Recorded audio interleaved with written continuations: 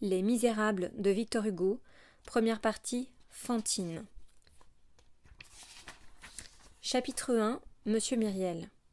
En 1815, Monsieur Charles-François Bienvenu Myriel était évêque de Digne. C'était un vieillard d'environ 75 ans. Fils d'un conseiller au Parlement d'Aix, noblesse de robe, il occupait le siège de Digne depuis 1806. Monsieur Myriel était arrivé à Digne accompagné d'une vieille fille, mademoiselle Baptistine, qui était sa sœur, et qui avait 10 ans de moins que lui. Ils avaient pour tout domestique une servante appelée madame Magloire. À son arrivée, on installa monsieur Myriel en son palais épiscopal avec les honneurs voulus par les décrets impériaux qui classent l'évêque immédiatement après le maréchal de Caen. Le palais épiscopal de Digne était attenant à l'hôpital. C'était un vaste et bel hôtel bâti en pierre, un vrai logis seigneurial. L'hôpital était une maison étroite et basse, à un seul étage et avec un petit jardin.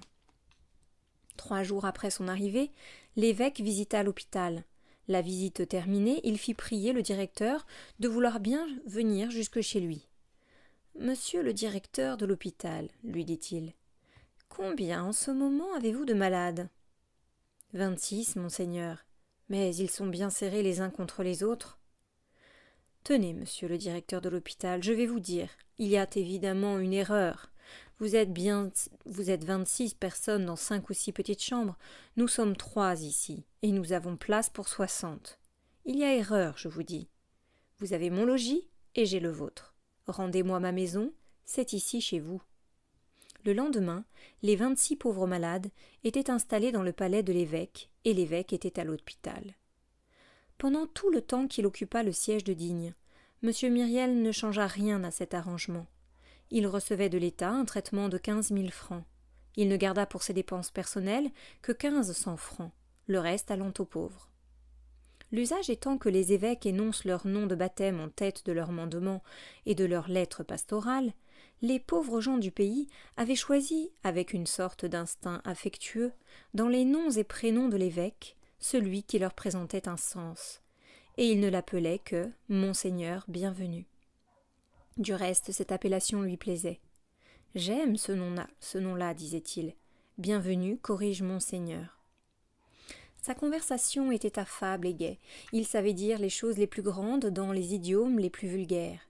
Du reste, il était le même pour les gens du monde et pour les gens du peuple. Il ne condamnait rien hâtivement et sans tenir compte des circonstances. Il disait « Voyons le chemin par où la faute a passé. » Il arriva à Digne une aventure tragique. Un homme fut condamné à mort pour meurtre. C'était un malheureux pas tout à fait lettré, pas tout à fait ignorant, qui avait été bateleur dans les foires et écrivain public. Le procès occupa beaucoup la ville. La veille du jour fixé pour l'exécution du condamné, l'aumônier de la prison tomba malade. Il fallait un prêtre pour assister le patient à ses derniers moments. On alla chercher le curé.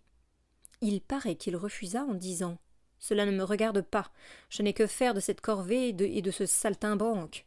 Moi aussi je suis malade. D'ailleurs, ce n'est pas là ma place. » On rapporta cette réponse à l'évêque qui dit « Monsieur le curé a raison. Ce n'est pas sa place, c'est la mienne. » Il alla sur-le-champ à la prison. Il descendit au cabanon du saltimbanque. Il l'appela par son nom, lui prit la main et lui parla. Il passa toute la journée auprès de lui, oubliant la nourriture et le sommeil, priant Dieu pour l'âme du condamné et priant le condamné pour la sienne propre. Il lui dit les meilleures vérités qui sont les plus simples. Il fut père, frère, ami, évêque pour bénir seulement. Il lui enseigna tout, en le rassurant et en le consolant. Cet homme allait mourir désespéré. La mort était pour lui comme un abîme. Il n'était pas assez ignorant pour être absolument indifférent. Il regardait sans cesse au dehors de ce monde par ses brèches fatales et ne voyait que des ténèbres. L'évêque lui fit voir une clarté. Le lendemain, quand on vint chercher le malheureux, l'évêque était là. Il le suivit et se montra aux yeux de la foule en camail violet et avec sa croix épiscopale au cou, côte à côte avec ce misérable lié de cordes. Il monta sur la charrette avec lui. Il monta sur l'échafaud avec lui. Le patient, si morne et si accablé la veille, était rayonnant. Il sentait que son âme était réconciliée, et il espérait Dieu. L'évêque l'embrassa, et au moment où le couteau allait tomber, il lui dit « Celui que l'homme tue, Dieu le ressuscite. » Quand il descendit de l'échafaud, il avait quelque chose dans son regard qui fit ranger le peuple. La maison qu'il habitait se composait d'un rez-de-chaussée et d'un seul étage, 3 pièces au rez-de-chaussée, 3 chambres au premier, au-dessus d'un grenier. Derrière la maison, un jardin d'1 quart d'arpent. Les 2 femmes occupaient le premier. L'évêque logeait en bas. La première pièce qui s'ouvrait sur la rue lui servait de salle à manger, la deuxième de chambre à coucher et la troisième d'oratoire. On ne pouvait sortir de cet oratoire sans passer par la chambre à coucher, et sortir de la chambre à coucher sans passer par la salle à manger. Dans l'oratoire, au fond, il y avait une alcôve fermée, avec un lit pour les cas d'hospitalité.